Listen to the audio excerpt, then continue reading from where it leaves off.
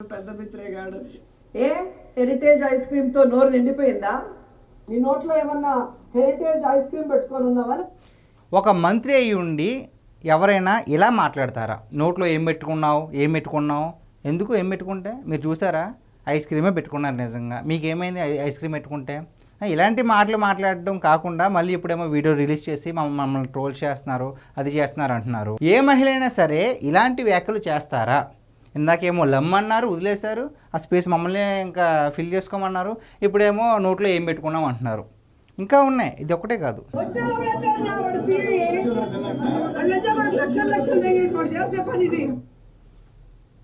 క్లియర్గా విన్నారు, ఇంకొకసారి పెట్టాలా? ఇంకొకసారి పెడతా.